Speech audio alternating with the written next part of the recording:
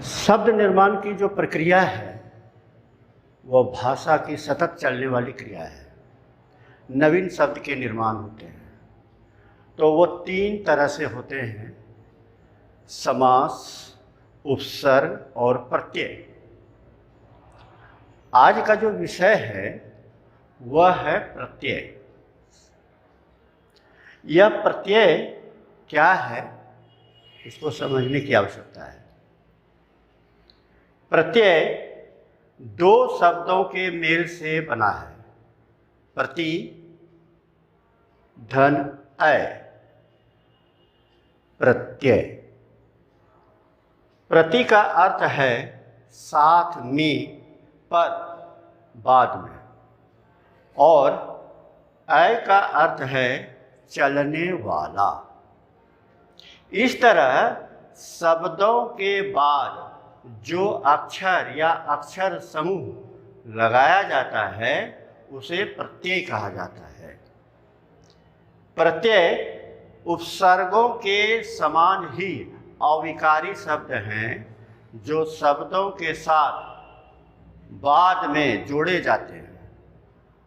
उदाहरण के लिए देखें, अच्छा शब्द में आई प्रत्यय लगाने पर अच्छाई शब्द बनता है।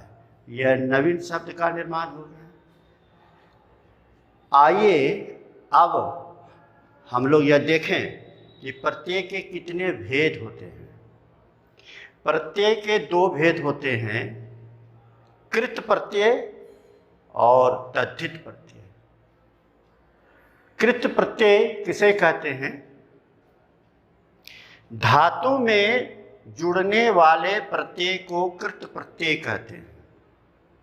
अब धातु क्या है, यह तो जब आप क्रिया पढ़ रहे थे तो उसमें आपको समझ में आ गया होगा। क्रिया के मूल रूप को ही धातु कहते हैं। जैसे लड़ना है, लड़ना एक क्रिया है तो लड़ मूल रूप हुआ, तो ये हो गया धातु। अब है पढ़ना, इसका पढ़ना का मूल रूप हो गया पढ़, तो हो गया धातु। तो यहाँ पर उस धातु को यहाँ देखेंगे। धातु में जुड़ने वाले प्रत्यय को कृत प्रत्यय कहा जाता है। इनसे बने शब्द को कृदंत कहा जाता है। अब यहाँ पर देखिए, कृत प्रत्यय और कृदंत प्रत्यय किसे कहते हैं, यह आप अंतर समझ में आ गई होगी आपको। अब उदाहरण लेते हैं। लड़, लड़ जो है यह धातु है। लड़ना क्रिया है, तो लड़ मूल रूप हो गया क्रिया का, तो ये हो गया धातु। अब धातु में आका प्रत्यय जोड़ दिए तो हो गया इसका जो बना लड़ाका, नवीन शब्द का निर्माण हो गया। और ये जो इससे जो नवीन शब्द का निर्माण हुआ ये कृत प्रत्यय से बना है, इसलिए ये कृदंत हो गया। अब इसको जानने के बाद अब यहाँ आए तद्धित प्रत्यय में, नॉमिनल सफिक्स। इस तरह से इसमें क्या है, इसमें कृत प्रत्यय से थोड़ा हट करके संज्ञा, सर्वनाम और विशेषण के अर्थ में लगने वाले प्रत्यय को तद्धित प्रत्यय कहा जाता है और इनके मेल से बने शब्दों को तद्धितांत कहा जाता है। उदाहरण के लिए देखें, मानव, धनता, मानवता।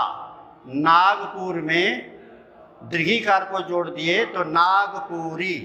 उसी तरह अच्छा में जोड़ दिए आई तो हो गया अच्छाई। इस तरह से आज हम लोगों ने प्रत्यय यानी सफिक्स के संदर्भ में क्या क्या जाना कि प्रत्यय का संधि विच्छेद क्या होता है, उसके अर्थ क्या होते हैं, उसकी परिभाषा क्या होती है। उसके बाद हम लोगों ने प्रत्यय के भेद को जाना कि दो भेद होते हैं, कृत प्रत्यय और तद्धित प्रत्यय। कृत प्रत्यय किसे कहते हैं और उसके उदाहरण कौन कौन से उदाहरण होते हैं उसको मैंने बताया, धातु को भी बताया, क्रिया के मूल रूप को ही हम लोग धातु कहते हैं, इसकी भी जानकारी मैंने दिया। उसके बाद फिर तद्धित प्रत्यय किसे कहते हैं, तद्धित प्रत्यय का से जो है तद्धितांत कैसे बनता है, तो इन तमाम बातों को जानकारी देने के पश्चात मैं आप लोगों से यही कहूँगा, लाइक कीजिए, शेयर कीजिए, सब्सक्राइब कीजिए। ढेर सारी शुभकामनाओं के साथ धन्यवाद।